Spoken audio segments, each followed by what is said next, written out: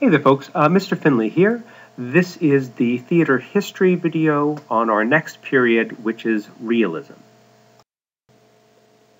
So coming out of the period we were just looking at, restoration and melodrama from the years about 1600 to 1800, what we find is that by the late 1800s, drama mostly consisted of two different types of things. You had comedies of manners, which were for the upper class primarily and dealt with upper class characters, and were developed from restoration comedy, and you had melodrama for the middle classes. And those were the two primary forms of theater as we get toward the end of the 1800s. Comedies of manners, like restoration comedy, have to do with fashion and wit. People like George Bernard Shaw and Oscar Wilde write these, and what they really are, even though the fashions have changed, they're very similar to restoration comedies in that they have upper-class characters that are very smart and witty and clever and very complicated plots. And then you still have melodrama, like we talked about. It's all about emotion and virtue overcoming suffering. Writers at this time, however, began to feel, rightly, that these very superficial styles didn't actually address the problems of the time, which included poverty and class and injustice, etc. So we're looking at a period this is around the period of the Civil War and after the Civil War in America, where people are thinking about things like, justice and equality and getting out of poverty. And these very superficial styles that were all about excessive emotion or excessive intelligence just didn't really seem to address what was going on in reality at the time. And so writers were looking at different ways and different styles of theater that might actually speak to what was going on in the world. And explore the human condition in a way that was truthful on stage. So one approach, and there were several different approaches, and we'll talk about some of the other ones next week when we look at different styles in the 20th century, but one approach was to look at life scientifically. That is to try and put on stage a slice of life, as you would put a slice of material under a microscope to examine it and understand it.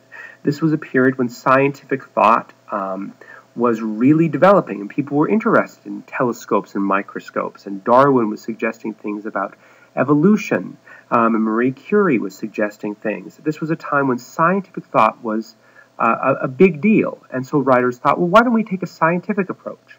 Why don't we put life as close to reality as we can on stage and examine it, and maybe that will get us closer to an understanding of our problems.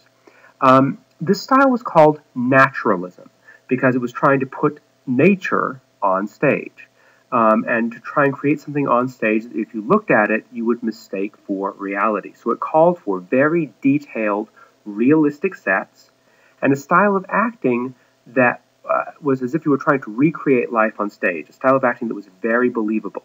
So nothing like the very artificial, witty performances of the comedies of manners or restoration comedy, and nothing like the over-emotional, histrionic performances of melodrama. They were trying for a style that was like nature, naturalistic, and very, very realistic and believable. The problem is it didn't quite work. Naturalism as a movement failed because the thing you'll notice is that reality is boring, and most of the naturalistic scripts were boring. This is the problem with reality TV, right? Just watching people live their lives is boring. That's why we go to the theater in the first place. If we could just watch people live their lives, we just, sit outside and we wouldn't have to pay money to go to the theater.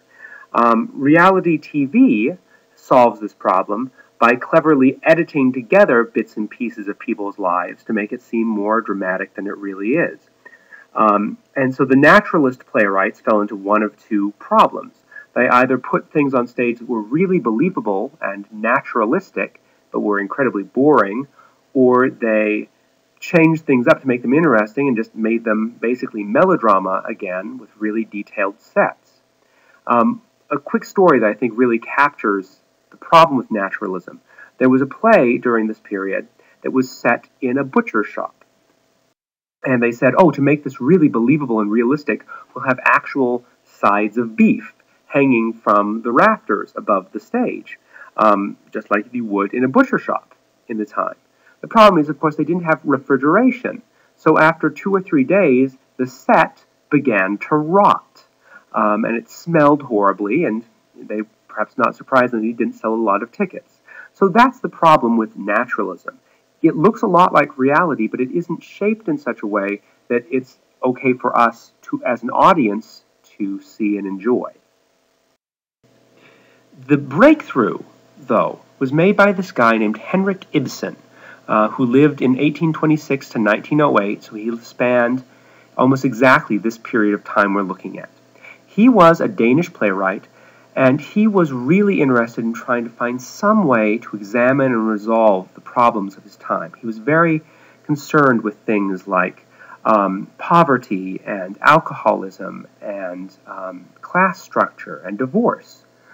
These very controversial ideas, and he wanted to examine them on stage.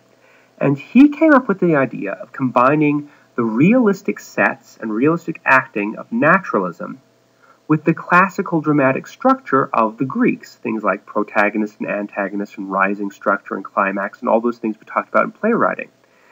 And he hoped that could then focus a lens on social problems of his day.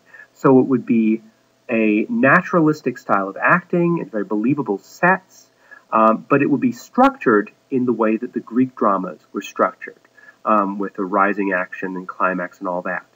The first play he wrote in this style was called A Doll's House and dealt with the idea of marriage and a marriage falling apart, actually. And this was the first play of a style that we now call realism.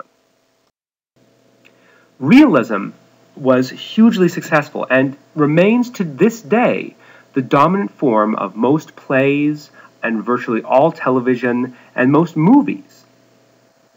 Realism involves believable sets and acting, which create the illusion of us peeking into someone else's life. So if we watch a realistic play or television, it seems like we're just watching people in their real life. And maybe the highest compliment you can give to an actor in a realistic play is that you believe that they really were that person, that you forgot that they were just an actor.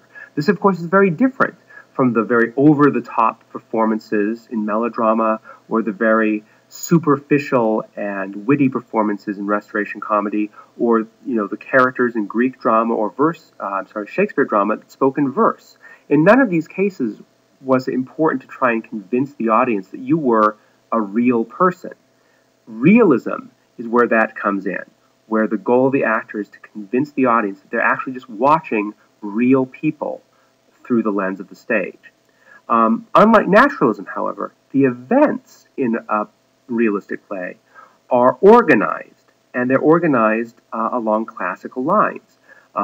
Those structures we got from the Greeks, which include having a protagonist that puts things into action, having a rising action with obstacles, having a climax and a falling action at the end. These are things, and we discussed this in our playwriting unit, that make audiences interested, that keep our focus and attention. This was true during the period of the Greeks, and it's true now. And so this is the style of theater and of film and of television that is the most popular throughout the 20th century, starting with A Doll's House in 1879 and continuing all the way through the 1900s and really up till today. Realism is not the only form of theater and film and television, as we'll talk about next week, but it is still the dominant form, and it involves characters who look and behave like real people in sets and surroundings that look and behave like the real world, but where the events on stage are arranged into exposition, rising action, climax, and falling action, just like you'd find in a Greek play.